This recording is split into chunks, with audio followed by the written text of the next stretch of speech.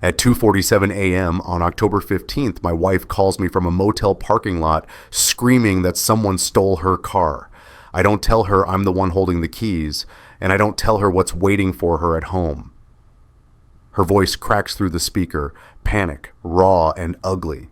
Michael, someone took the Honda. I came out and it's gone. I need you to come get me, please. I'm at the Sunset Motel on Highway 9.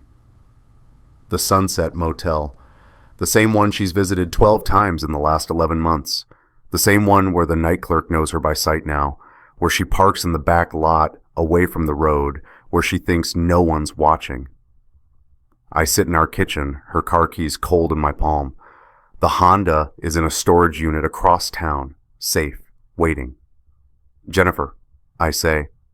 My voice is steady, calm. I've practiced this. Are you okay? Are you hurt? No, I'm not hurt. My car's gone. Someone stole it. I need you to come get me right now. It's almost 3 a.m. What are you doing at a motel? Silence. 3 seconds of it. I count. I told you. Sarah and I went out for drinks. I got tired, didn't want to drive home, so I got a room. Sarah already left, and now my car is... Sarah called me yesterday asking if you wanted to meet for coffee soon. She said she hasn't seen you in weeks. The silence is longer this time. 5 seconds. 6. Look, can we talk about this later? I'm standing in a parking lot at 3 in the morning, and I need you to... I'll figure something out, I say. Stay there. I hang up. I set her keys on the kitchen counter next to the envelope I sealed 4 hours ago, the one with our wedding date stamped in red wax on the back, 06.12/2015, the one that contains every lie she's told for the past 11 months, documented in color-coded spreadsheets, printed text messages, hotel receipts, and photographs she doesn't know exist. I told her I'd figure it out. I already had. If you've ever had to protect someone you love from someone you loved, stay with me. This story isn't about revenge. It's about a father who chose evidence over emotion. Jennifer's phone dies at 3:14 a.m. I know because I'm tracking it. I've been tracking it since January, since the first time I saw a text notification flash on her screen while she was in the shower. Since I hired Gerald Hayes, the private investigator with 30 years of experience and a face that blends into any crowd. She finds a payphone outside the motel office, calls me again. I don't answer. She calls Blake 7 times. He doesn't answer either. Blake won't be answering anymore. At 3:42 a.m., she gets into a taxi. I know this because Gerald is parked 2 blocks away, watching. He texts me a photo. Jennifer, climbing into the back seat of a yellow cab, her face lit by her phone screen. She looks tired, scared. Good. The taxi driver is a man named Ron Patterson. He's 63, drives nights to pay for his granddaughter's medication. He doesn't know he's about to be a witness to the unraveling of a marriage. He doesn't know the woman in his back seat has been lying to her husband for almost a year. He just knows she came from a motel at 3 in the morning with no luggage, no coat, just a purse clutched tight to her chest. Rough night? Ron asks, pulling onto the highway. Jennifer doesn't answer at first. She's staring at her phone. 7 missed calls to Blake. 7? He's not picking up? He never will again. Just take me to 847 Riverside Drive, she says. That's a nice neighborhood. You live there? Yes. Long way from the Sunset Motel. She looks up. I'm sorry? I said it's a long drive. 30 minutes this time of night. You want music or quiet? Quiet. Ron turns down the radio. Some late-night love song fades to static. Jennifer goes back to her phone. She opens her text thread with Blake. The last message from him was 6 hours ago. Can't wait to see you tonight. Room 18, she types, Where are you? Call me. She sends it. The message shows delivered, not read. Blake's phone is on. He's just not responding. She tries to call me again. I let it ring twice before I decline it. Boyfriend trouble? Ron asks. Jennifer's head snaps up. Excuse me?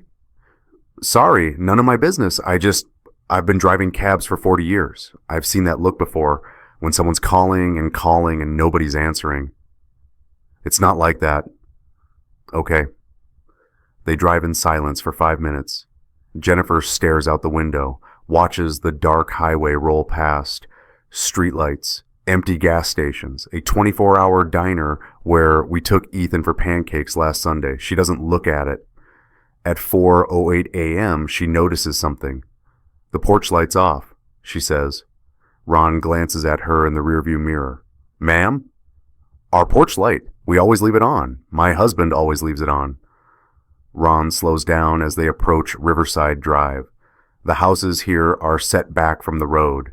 Wide lawns, oak trees. The kind of neighborhood where people walk their dogs at dawn and kids ride bikes in cul-de-sacs. 847 Riverside Drive sits at the end of a curve. 2 stories, blue shutters, a 2-car garage. The driveway is empty. The windows are dark. The porch light is off. It's never off. Jennifer pays Ron $43, tips him $5. She stands at the edge of the driveway, clutching her purse, staring at the dark house. Ron drives away. His taillights disappear around the curve. She's alone. She pulls out her phone, battery at 4%. She tries Blake again. Straight to voicemail this time. He turned it off. She tries me. I don't answer. She walks up the driveway. Her heels click on the concrete. It's October. Cold. She didn't bring a jacket. She's wearing the black dress she wore to dinner with Blake tonight. The dinner she told me was a PTA meeting. The dinner where they split a bottle of wine and he told her he loved her. The dinner that ended at the Sunset Motel, room 18, where she left her car unlocked in the parking lot because she thought she'd only be an hour. She was there for 3. When she reaches the front door, she stops. There's something taped to it. An envelope. Large. Manila. Weathered at the edges like it's been handled many times. She reaches for it and her fingers brush the seal on the back. Wax. Red wax. Hard and smooth. She turns it over. The wax seal is stamped with a date. 06.12/2015, our wedding day. She stares at it. The envelope is thick, heavy. Something inside shifts when she tilts it. Papers, a lot of them. Across the front, in my handwriting, Jennifer. Across the street, Mrs. Patterson's bedroom light flicks on. The neighbor's dog starts barking. Jennifer's hands are shaking. She tries the front door. Locked. She fumbles for her keys. They're not in her purse. She left them in the car that's gone. She tries the side door, the garage door, the back patio slider, all locked. She's locked out of her own house. She stands on the porch, holding the envelope. The wax seal is cracked now. She didn't mean to break it. Her hands are shaking too hard. She slides her thumb under the flap and tears it open. The sound is loud in the quiet, like a bone snapping. Inside the envelope was the death certificate of our marriage, and she was about to read every word. 11 months ago, I saw a text notification. It was a Tuesday, January 9th, 6:47 p.m. I was in the kitchen making dinner. Spaghetti, Ethan's favorite. Jennifer was in the shower. Her phone was on the counter, face up. The screen lit up. Last night was amazing. I can't stop thinking about you. B. I stared at it. The screen went dark after 5 seconds. I kept staring. Jennifer came out of the bathroom 10 minutes later, hair wet, smiling. She kissed me on the cheek and picked up her phone. Smells good, she said, thanks. She looked at her phone. Her face didn't change. She typed something, set it back down, smiled again. Is Ethan doing homework? Yeah, math. Good. She walked upstairs. I heard her bedroom door close. I heard her laugh, quiet, private. The kind of laugh I hadn't heard from her in months. I turned off the stove. I stood there for a long time. Ethan came downstairs at 7:15. He's 9, small for his age. Blonde hair like Jennifer's. My eyes. Is dinner ready? He asked. Yeah, buddy, go wash your hands. Is Mom coming down? In a minute. She didn't come down for 30 minutes. When she did, she was still smiling. We ate dinner. Jennifer talked about work, about a new project, about her coworker, Sarah, who she'd supposedly gone to drinks with tonight. Sarah, who, I'd later learn, hadn't seen Jennifer outside of the office in 6 weeks. Ethan told us about his soccer game on Saturday. His coach, Blake Wilson, had said he was improving, getting faster. Blake had pulled Jennifer aside after practice last week to talk about Ethan's progress. Blake. B. I looked at Jennifer across the table. She was cutting her spaghetti into small pieces, not eating much, just pushing it around. You okay? I asked. Yeah, just tired. Long day. Yeah. That night, after Ethan went to bed, I lay next to her in the dark. She was on her phone. The light from the screen made her face glow. She was smiling. I love you. I said, love you too, she said. She didn't look up. At 11:47 p.m., she got out of bed, said she needed water. She went to the bathroom. I heard the lock click. She was in there for 15 minutes. When she came back, she was still smiling. I lay there in the dark, listening to her breathe, thinking about that text. Last night was amazing. I can't stop thinking about you. I had 2 choices, burn it down now or build a case that would protect my son forever. I chose patience, and patience became evidence. That night I made a decision. I wouldn't confront her. I wouldn't scream. I wouldn't cry. I would document everything, every lie, every late night, every time she said she was at Sarah's, every time she came home smelling like cologne that wasn't mine. I would wait, I would gather, and when I had everything, when I had enough to protect Ethan from the fallout, I would act. The truth doesn't need volume, I thought, just time. I called Gerald Hayes on January 11th. We met at a coffee shop downtown. Gerald is 56, gray hair, unremarkable face. The kind of man you'd never remember if you passed him on the street. That's what makes him good at his job. He slid a business card across the table. Hayes Investigations. Discreet, thorough, trusted. What do you need? He asked. I think my wife is having an affair. He didn't react, just pulled out a notepad. How long do you think it's been going on? I don't know. I saw a text 2 days ago from someone named B. You know who B is? I think it's my son's soccer coach, Blake Wilson. Gerald wrote it down. You want confirmation or do you want documentation? What's the difference? Confirmation means I follow her, get a few photos, tell you yes or no. Documentation means I follow her for as long as it takes, build a timeline, gather evidence that would hold up in court. Photos, video, time-stamped logs. The kind of thing you'd need for a divorce. Documentation. That's more expensive and it takes time. How much time? Depends on how careful they are. Could be weeks, could be months. I have time. Gerald looked at me, really looked at me, like he was trying to see if I meant it. Most people say that, he said. Then 2 weeks in, they change their minds. They want to confront. They want answers now. They burn the whole thing down before I can finish the job. I won't. You sure? Because if she finds out I'm following her, she'll cover her tracks. You'll lose your chance. I'm sure. He nodded, wrote something else in his notepad. I'll need a retainer, $5,000. I'll bill hourly after that. Surveillance, documentation, reports. You'll get a full accounting. I wrote him a check, $5,000 from our savings account. Jennifer never looked at the statements. I'd been managing our finances for 10 years. Gerald pocketed the check. One more thing, he said. If I find out she's not having an affair, if this turns out to be nothing, I'll still charge you for the work. You understand? I understand. And if I do find something, if it's worse than you think, you need to be ready for that. A lot of people think they want the truth. Then they get it, and they realize they weren't prepared. I'll be ready. Gerald stood up, shook my hand. I'll have my first report in 72 hours. He did. Gerald's first report came back on January 14th. 23 pages, time-stamped, photographs, surveillance logs, Jennifer Thompson and Blake Wilson. January 11th, 7:30 p.m. to 11:15 p.m. Sunset Motel, Highway 9, Room 12.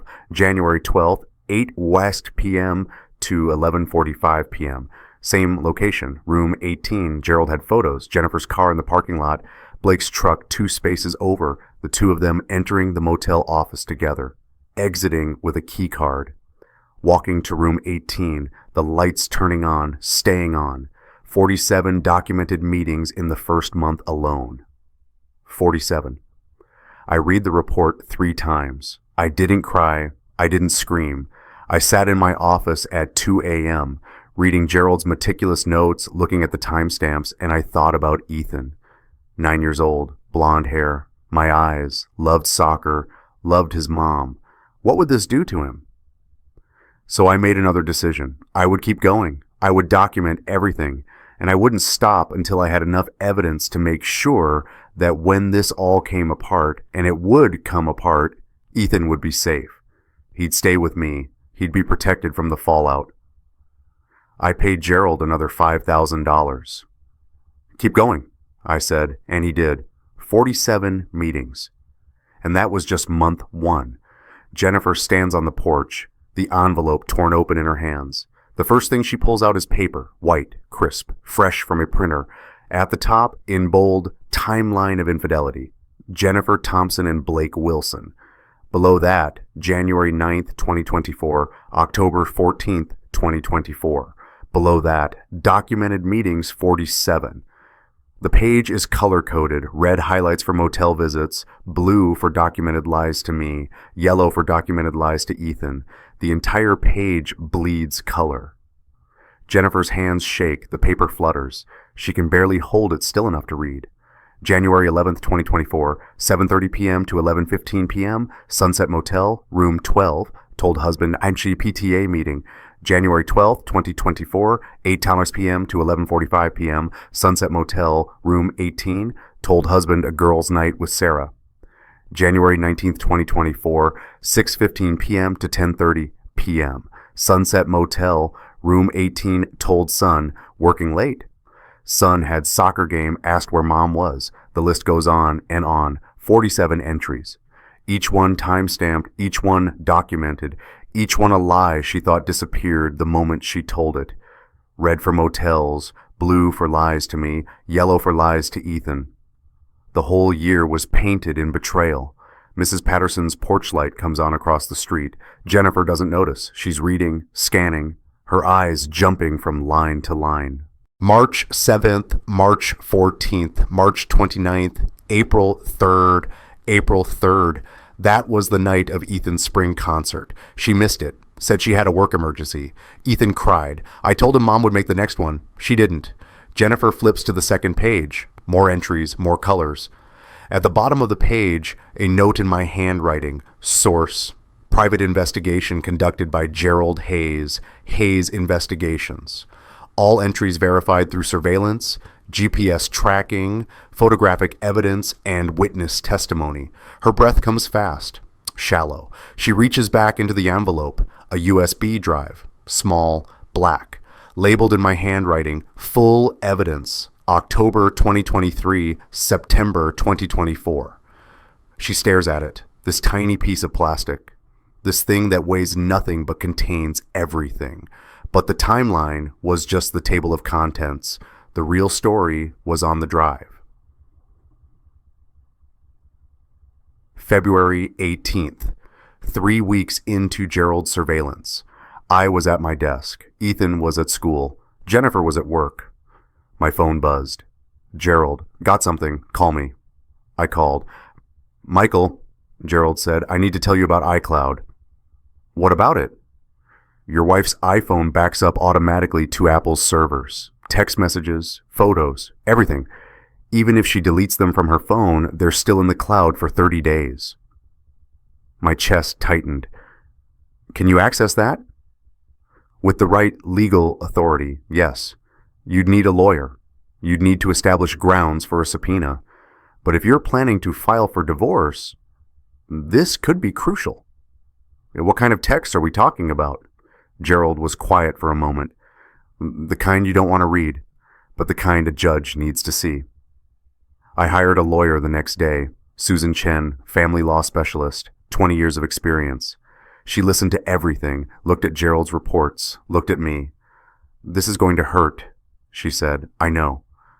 I mean really hurt. Once you see these texts, you can't unsee them. Are you sure you want to do this? I need to protect my son.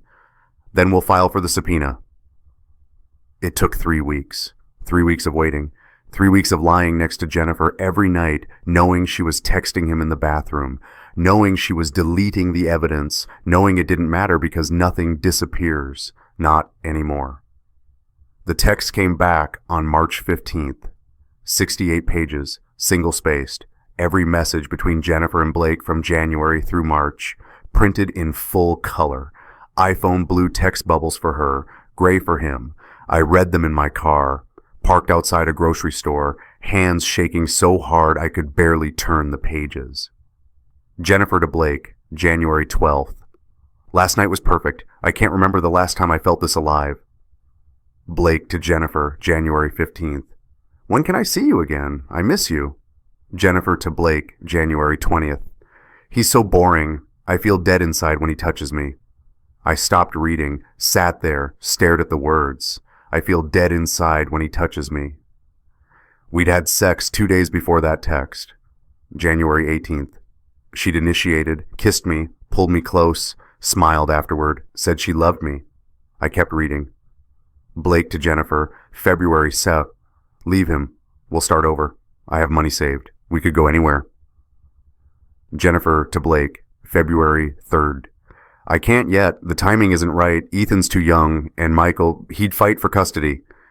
Blake to Jennifer, February 10th. So we wait? Jennifer to Blake, February 10th. We wait, but not forever. Page after page. 68 pages of planning, of lying, of her describing our marriage like it was a prison. Me like I was a warden. Ethan like he was... I flipped forward, found the entry from March 7th. The night of Ethan's concert. Blake to Jennifer, March 7th, 5:30 p.m. You still coming tonight? Jennifer to Blake, March 7th, 5:47 p.m. Yes, I told Michael I have a work thing. Ethan has some school concert, but Michael can handle it. Blake to Jennifer, March 7th, 6:15 p.m. Some school concert? Jennifer to Blake, March 7th, 6:18 p.m. It's elementary school. They sing Twinkle, Twinkle, Little Star off key for 45 minutes. I'm not missing a night with you for that. I closed the folder, set it on the passenger seat, put my hands on the steering wheel. Ethan had cried that night. He'd scanned the audience during his solo, looking for her. When he didn't see her, his voice cracked. He kept singing, but his eyes were wet. Afterward, in the parking lot, he'd ask me, did Mom not come because she doesn't like my singing? Nobody. She loves your singing. She just had to work. Oh. He'd been quiet the whole drive home. I sat in that grocery store parking lot, staring at the printed texts, and I thought, she thought deleting them made them disappear, but nothing disappears. Not anymore. Jennifer pulls more papers from the envelope. Her hands are numb now, cold. The papers scatter. She kneels on the porch, gathering them. Hotel receipts, 12 of them. Each one from the Sunset Motel. Each one dated. Each one signed by Blake Wilson. And beneath those, key cards. Actual hotel key cards, 12 of them. White plastic with the Sunset Motel logo. On each one, written in Sharpie in my handwriting, the date. January 11th, January 12th, January 19th, February 7th, February 9th. She picks one up, turns it over. The magnetic stripe is worn, used. She'd held this exact card in her hand, slid it into room 18's lock, opened the door, gone inside, and I have it now. Gerald had collected them, paid the motel clerk $200 for the used key cards from rooms 12 and 18. The clerk remembered Jennifer. remembered Blake, remembered them asking for room 18 specifically after the third visit. "They're regulars," the clerk had told Gerald. "They always pay cash, always leave by midnight, quiet, don't cause trouble."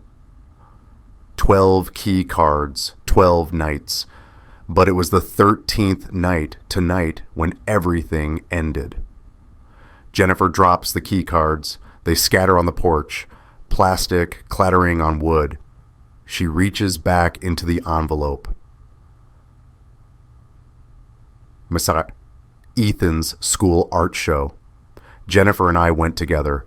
We walked through the gymnasium, looking at crayon drawings and watercolor paintings taped to the walls. Parents took photos. Teachers smiled. We found Ethan's section, 4th grade, Mrs. Palmer's class. His drawing was right in the center. Construction paper, crayon, bold colors. At the top, in red block letters, "My Family." 3 stick figures holding hands. The tallest one labeled Dad in blue. The middle one labeled Mom in purple. The smallest one labeled Me in green. All 3 figures were smiling. Big circle smiles, triangle noses, rectangle bodies. Above them, a yellow sun with straight line rays. Below them, a house with a red roof and a brown door. At the bottom of the page, in Ethan's careful handwriting, "I love my family." Jennifer had smiled, taken a photo with her phone, kissed Ethan's head. "It's beautiful, baby," she'd said. "Do you like it?" Ethan had asked. "I love it." Mrs. Palmer had come over. She'd smiled at us, at the drawing. "Ethan worked very hard on this," she'd said. "He was very specific about getting everyone's heights right, and he wanted to make sure everyone was holding hands." "When did he make this?" I'd asked. "November 12th. It was our family unit project." November 12th, 2023, 2 weeks before Jennifer sent the first "I love you" to Blake. 2 weeks before she wrote, "I feel dead inside when he touches me." I'd asked Mrs. Palmer if I could have the drawing. She'd said yes. I'd taken it home, put it in my office, photographed it, made copies. And now one of those copies is in Jennifer's hands. She stares at it, at Ethan's careful crayon strokes, at the 3 figures holding hands, at the words, "I love my family" written in green at the bottom. The school had dated it. November 12th, 2023, stamped in the corner. That drawing was made 2 weeks before the first text to Blake, before she decided we weren't enough. Jennifer's hands start to shake, not from cold, from something else, something breaking inside. She sinks down, sits on the porch, the drawing in her lap, papers scattered around her. Across the street, Mrs. Patterson is watching from her window. The neighbor's dog has stopped barking. The street is silent except for Jennifer's breathing. Fast, ragged, the sound of someone realizing what they've lost. If you've ever fought to protect a child's innocence, whether it's your own child or someone you care about, leave a heart emoji. Let's remind each other why we fight. The next thing she pulls from the envelope is different, not printed, handwritten, pages torn from a journal, my handwriting, dates at the top of each entry. January 14th, 2924. She came home at midnight, smelled like cologne, not mine, something expensive, woody. When I asked where she'd been, she said Sarah's house. Sarah called this afternoon asking if Jennifer wanted to meet for coffee, soon. She lied. I didn't say anything. I just kissed her goodnight and pretended to fall asleep. She texted someone for 45 minutes in the bathroom. I heard the lock click. January 22nd, 2024.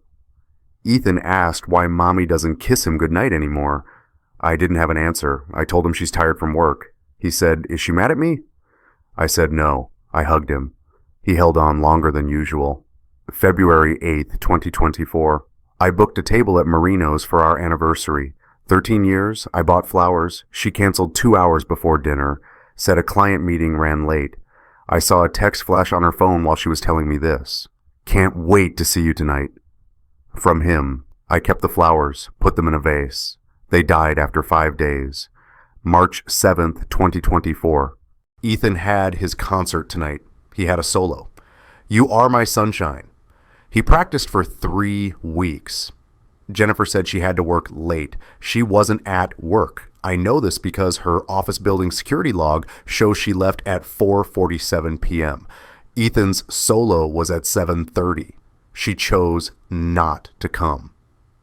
After the concert, in the car, Ethan asked if Mom didn't come because she doesn't like his singing. I lied. I said she loves his singing. She just had to work. He was quiet the whole drive home. When we got home, he went straight to his room. I heard him crying. I went in and held him. He asked me, "Does Mom still love us?" I said yes. I don't know if that's true anymore. April 3rd, 2024. Today, Ethan asked why Mommy doesn't hug him anymore. I didn't have an answer, so I hugged him twice as hard. He said, "You're squishing me, Dad." I didn't let go. June 15th, 2024. I've been seeing a therapist, Dr. Marcus Brennan. He asked me why I don't confront her. I told him, because I need to protect Ethan. If I confront her now, she'll deny it. She'll get angry. She'll lawyer up. We'll have a custody battle with no evidence. Just my word against hers. And she's good at lying. She's been practicing for 6 months. Dr. Brennan asked if I still love her. I said, I don't know. Then I went home and lay next to her in bed and listened to her breathe and thought, yes, I do. And I hate that I do. July 28th, 2024, I still love her. I hate that I still love her. Gerald sent me photos today, her and Blake at a restaurant, holding hands across the table, laughing. She looks happy, happier than I've seen her in years. I sat in my car looking at these photos and I thought, maybe I'm the problem. Maybe I'm not enough. Maybe she deserves to be happy, even if it's not with me.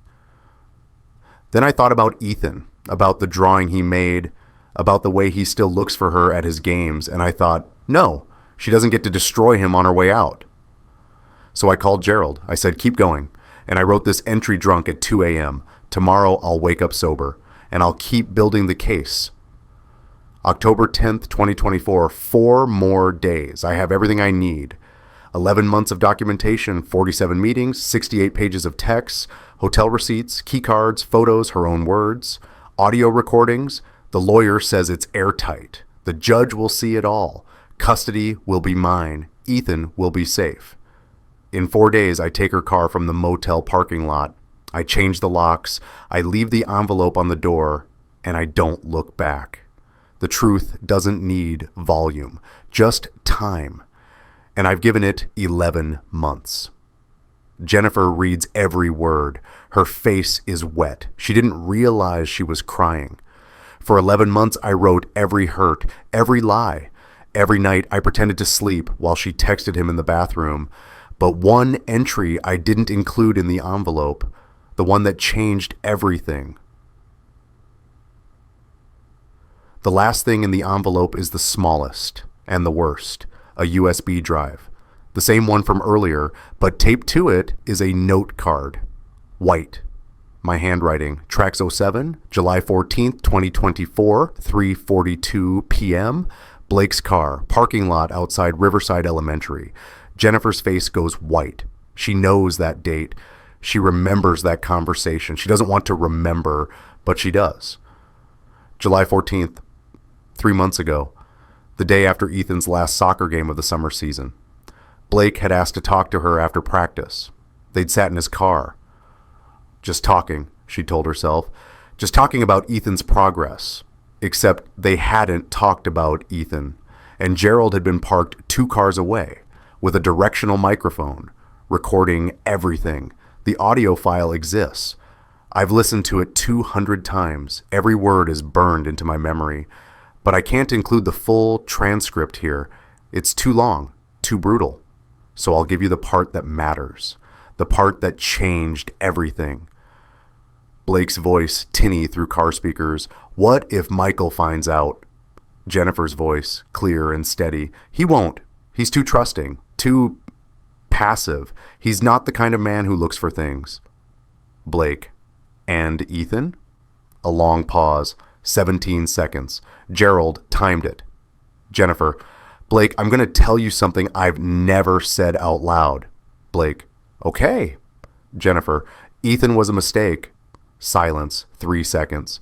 Jennifer, I got pregnant senior year of college. Michael insisted we keep it, get married, do the right thing. I love my son, I do.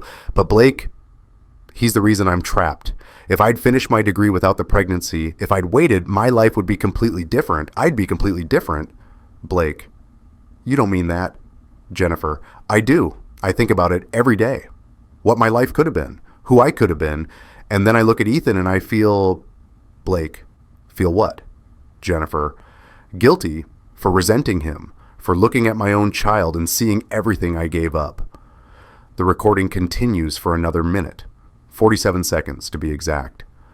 But I'll spare you the rest. You get the idea.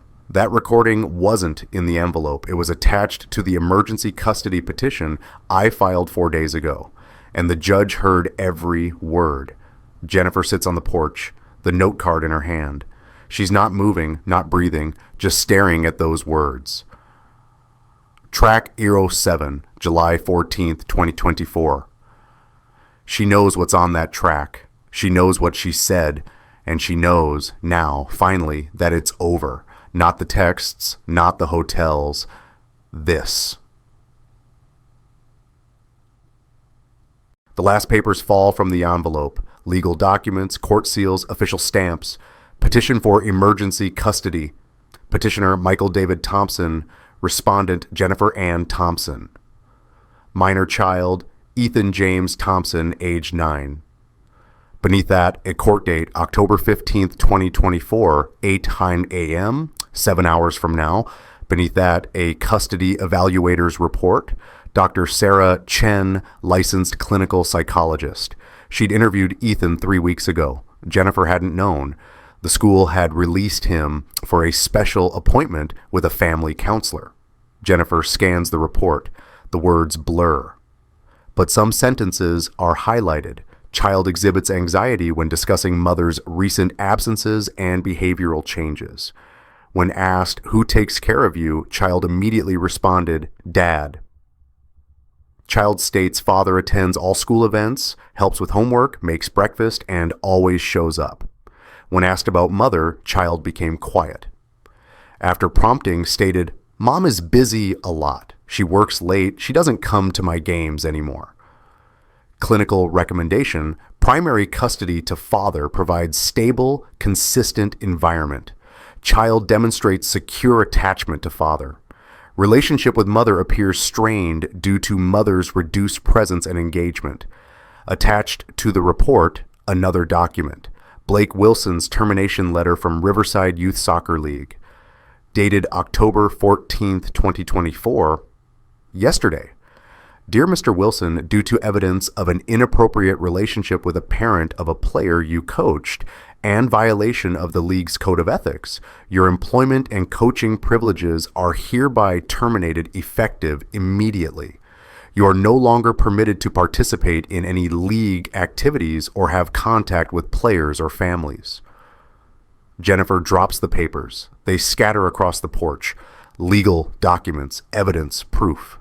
The entire architecture of her affair laid out in manila and wax and ink. She tries to stand. Her legs don't work. She sits back down. At 8 a.m., she'd face a judge. At 6 a.m., she'd face something worse. At 5:47 a.m., Jennifer tries to call Blake again. Straight to voicemail. Still. She's been sitting on the porch for an hour. Papers scattered around her like fallen leaves. The sky is turning gray. Dawn is coming. She doesn't know that Blake's phone isn't off. It's just busy. Because at 5:30 a.m., his wife Caroline answered the door to find an envelope on her porch. Same manila envelope. Same red wax seal. Different dates stamped on the back. Their wedding date. September 3rd, 2016.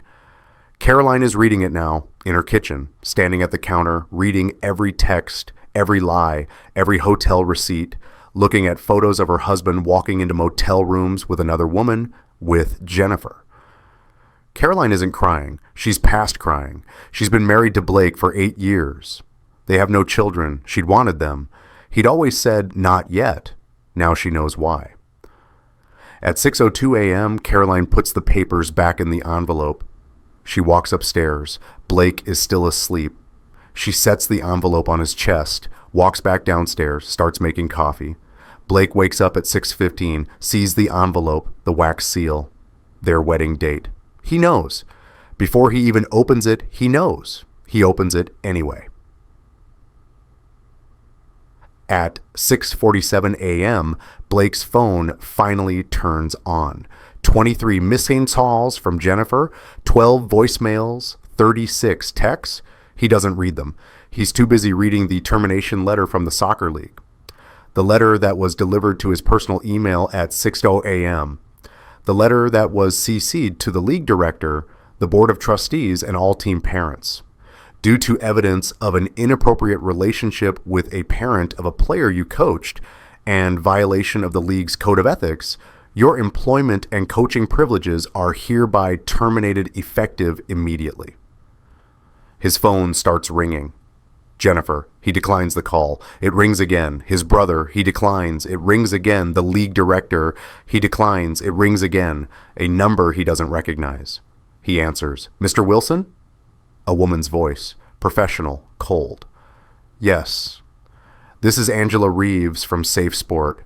I'm calling to inform you that a complaint has been filed against you regarding a code of conduct violation.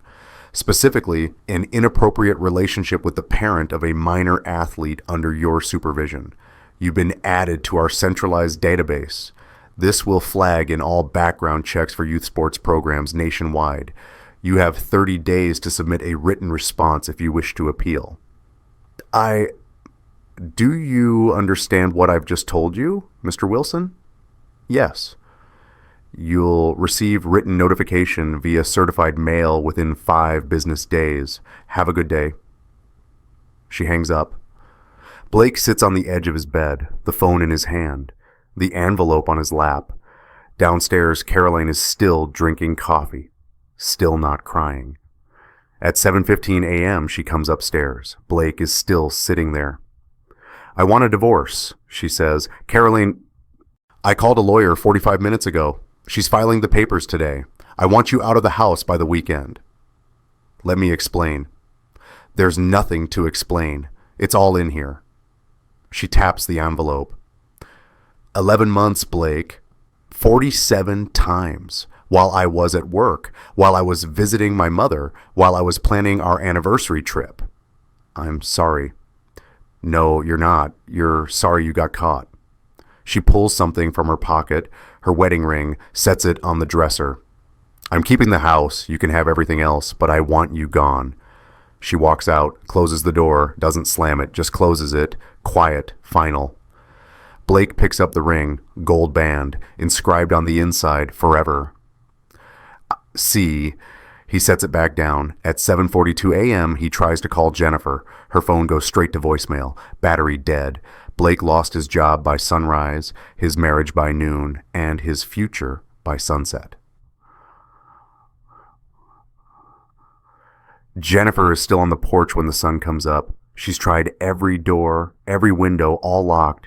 She's tried calling me, voicemail. She's tried calling Blake, voicemail. She's tried calling her mother. No answer. It's not even 7 a.m. yet. At 7:30, a car pulls into the driveway. Caroline Wilson, Blake's wife. Jennifer stands up. Papers fall from her lap. Caroline gets out of the car. She's wearing jeans and a sweatshirt. No makeup, hair in a ponytail. She looks tired, but calm. "Jennifer," Caroline says. "Caroline, I'm not here to fight." Jennifer doesn't know what to say.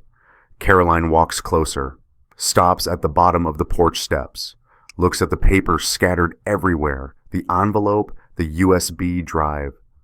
"He gave you one too?" Caroline asks. Jennifer stares. "What?" "Michael, he gave you an envelope. He gave me one this morning. Same evidence, same everything." You know." "I know everything. The motels, the texts, the lies, all of it." Jennifer's face crumples. "Caroline, I'm so sorry. I never meant to." "Stop." Caroline holds up a hand. "I'm not here for your apology. I'm here to tell you something." Jennifer waits.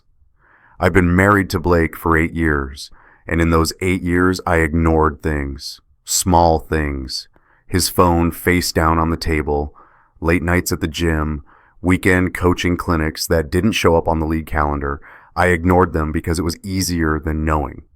But Michael didn't ignore anything. He documented everything. He protected his son, and in doing that, he protected me too, because now I have evidence for my divorce, for my fresh start. Caroline pulls something from her pocket, a folded piece of paper, hands it to Jennifer. That's the number for my lawyer, Susan Chen. She's good. She's representing Michael in your custody hearing. But after that, if you need help, call her. You're going to need a good lawyer. Jennifer takes the paper, doesn't look at it. I'm not your friend, Caroline says. I'm never going to be your friend. But I was a woman married to a man who lied to her for 11 months. And now, so are you. So take the number, get a lawyer, and figure out how to fix what you broke with your son. Caroline turns, walks back to her car, gets in, drives away.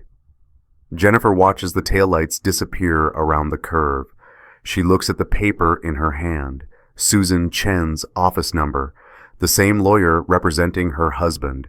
She sits back down on the porch. The sun is fully up now. Birds are singing. Across the street, Mrs. Patterson is getting her newspaper. She sees Jennifer, doesn't wave, goes back inside. At 7:55 a.m., a text comes through on Jennifer's phone, battery at 2%.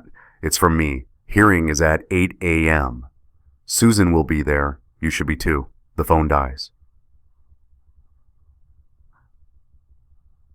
The courthouse is downtown, 20 minutes from our house. Jennifer doesn't have a car. Her keys are gone. Her phone is dead. She walks to the corner, flags down a taxi. Different driver this time. A woman named Rose Martinez, 52, 3 kids, drives days. Where to? Rose asks. County courthouse, family court. Rose glances at Jennifer in the rearview mirror, sees the wrinkled dress, the mascara stains, the papers still clutched in her hand. You okay, honey? No. You need anything? Water? Coffee? I just need to get there. They drive in silence.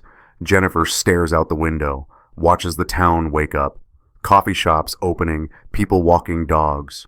Normal Tuesday morning. Everyone else's life is normal. They arrive at 8:14 a.m. She's late. Jennifer pays with cash from her purse, runs inside, through security, up 2 flights of stairs, down the hall to courtroom 3B. The door's closed. There's a light above it, red, hearing in session. She's too late. Inside courtroom 3B, Judge Patricia Martinez is reading documents.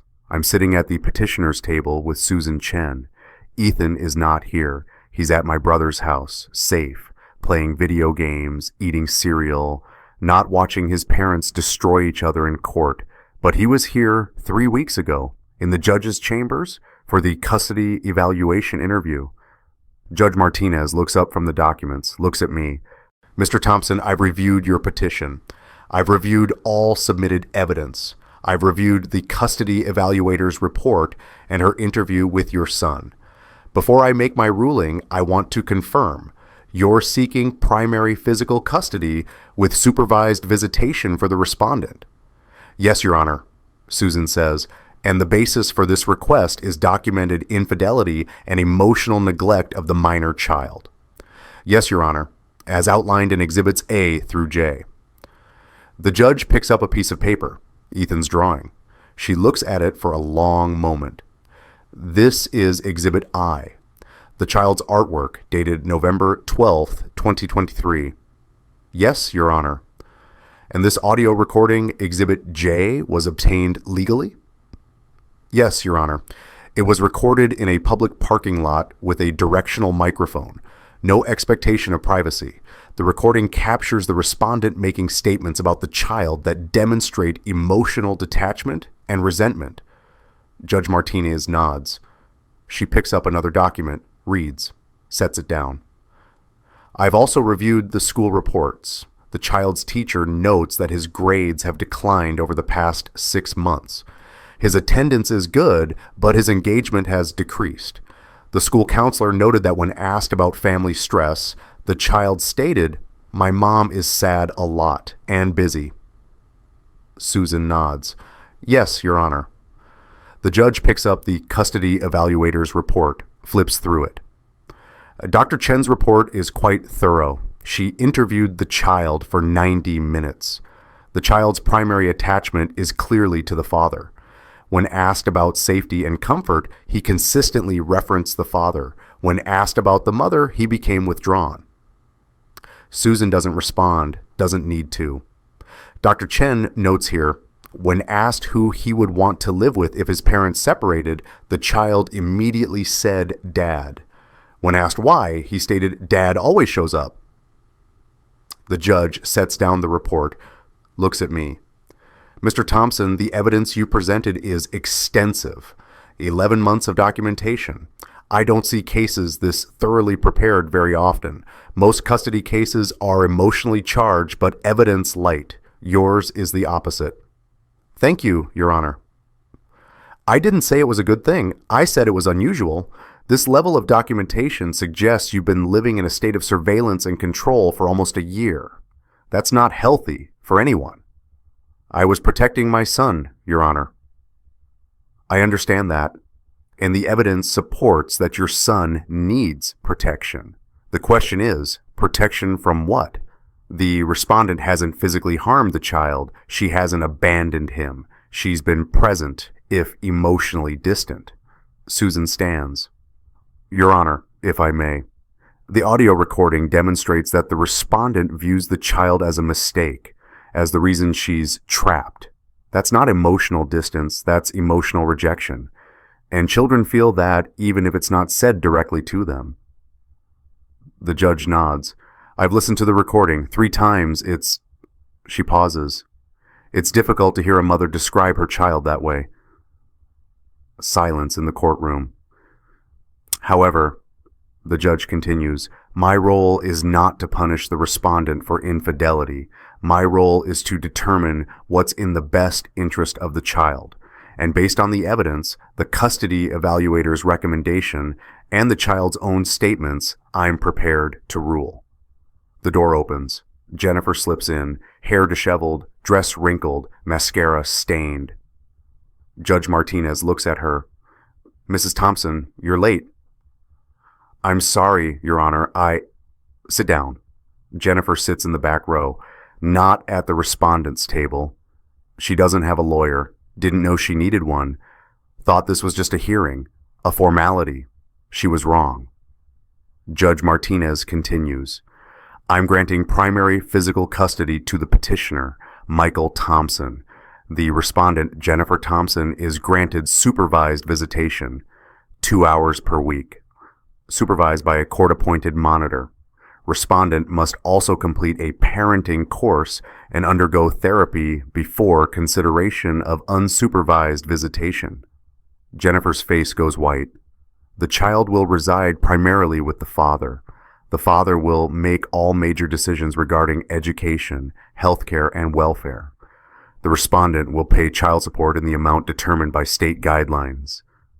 The gavel falls. Wood on wood, final, absolute. And with it, the life she'd built on lies. Jennifer leaves the courtroom, walks down the hall, out of the building, into the sunlight. Her phone is dead. Her car is gone. Her son is gone. She stands on the courthouse steps. People walk past, lawyers, families, other people fighting other battles. She pulls out the piece of paper Caroline gave her, Susan Chen's number. She needs a lawyer for the divorce that's coming, for the custody arrangement she just lost, for whatever comes next. But first, she needs to figure out how to talk to her son, how to explain why she won't be there to tuck him in tonight, or tomorrow night, or any night for the foreseeable future. 2 hours per week, supervised. She thinks about Ethan's drawing, the 3 stick figures holding hands. I love my family. She destroyed that, line by line, lie by lie. At 9:47 a.m., she calls her mother from a payphone outside a coffee shop, borrows change from a stranger. Her mother answers on the 3rd ring. "Mom." Jennifer says, her voice cracks. I need help. Here's a question for you. If you had 11 months of evidence proving someone hurt your child emotionally, would you fight for full custody, or would you try to co-parent and forgive? Comment fight or forgive. There's no right answer, just yours.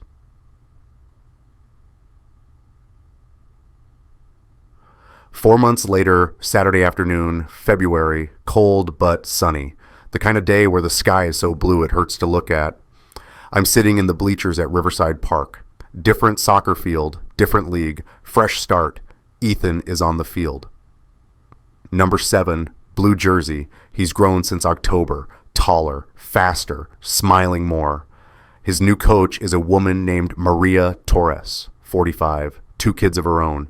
She's kind, patient, shows up to every practice, every game. Ethan scores a goal, left corner, clean shot. The parents cheer. I stand up, clap, whistle. He looks over at me, grins, waves. I wave back. After the game, he runs over, sweaty, happy, holding a juice box Maria gave him. Did you see, Dad? I saw. That was amazing. Coach Maria said I'm getting faster. You are. He sits next to me on the bleacher, drinks his juice, watches the other kids pack up their gear. Dad? Yeah, buddy. Can I show you something? He reaches into his backpack, pulls out a piece of paper, construction paper, folded in half. I open it, another drawing, crayon, bright colors. At the top, my family. 2 stick figures this time, one tall, one short, both smiling, holding hands. Above them, a yellow sun. Below them, a house. At the bottom, I love my family. It's dated, Mrs. Palmer's class, February 3rd, this week. I made it in art class, Ethan says. Do you like it? I look at the drawing, at the 2 figures, at the house, at the sun. It's perfect, I say. It's better now, right? He asks. I look at him, my son, 9 years old, blonde hair, my eyes. Still loves soccer, still loves art, still asks if things are okay, still checks to make sure I'm happy. Yeah, buddy, I say. It's better. He leans against me. I put my arm around him. We sit there for a minute, just watching the field empty. Parents loading kids into cars. Coaches packing up equipment. Normal Saturday afternoon. Dad? Yeah? I saw Mom yesterday. How was that? Okay, we went to the park. The lady was nice, Ms. Rodriguez. I'm glad. Mom cried a little. Did that make you feel sad? A little, but she said she's going to try to be better. She said she's sorry. That's good, Ethan. People make mistakes, sometimes big ones, but they can try to do better. He nods, drinks more juice. Do you think she will? Do better? I don't know, but that's up to her. Not you. You didn't do anything wrong. You know that, right? I know. We sit quiet for another minute. Then Ethan pulls the new drawing from my hands, looks at it, looks at me. This one's better because it's true, he says. I don't respond, just hold him a little tighter. That night, after Ethan goes to bed, I go to my office. On my desk, 2 drawings, side by side, framed. The first one, 3 stick figures, dated November 12th, 2023, before everything fell apart. The second one, 2 stick figures, dated February 3rd, 2025, after we rebuilt. Between them, an envelope, empty now, manila, torn at the edges. Red wax seal cracked. I pick it up, turn it over. See our wedding date stamped on the back. 06.12 to 15, 10 years ago. A different life, different people. I open the envelope. It's empty. All the evidence is filed with the court. All the pain documented and sealed in legal boxes. But the envelope remains, a reminder, not of what was lost, of what was saved. I take it to Ethan's room. He's asleep. I slip the envelope into his bookshelf, use it as a bookmark in his favorite book, Where the Wild Things Are. It's empty. But what it held, evidence, pain, truth, gave my son the life he deserved. A life where I love you isn't a lie. I sit on the edge of his bed, watch him sleep, his face peaceful, dreaming of soccer goals and art projects and Saturday mornings that aren't weighed down by adult problems. The truth doesn't need volume, I think, just time, and time gave us back to each other. If you've rebuilt after betrayal, or if you're fighting for someone who can't fight for themselves, share your story, not for views. For the person scrolling at 2 a.m. who thinks they're alone, they're not. This story was about truth, time, and protection. If it resonated, if it made you feel something, anger, sadness, hope, that's the point. Real stories do that. Thank you for listening. And remember, the truth doesn't need volume, just time.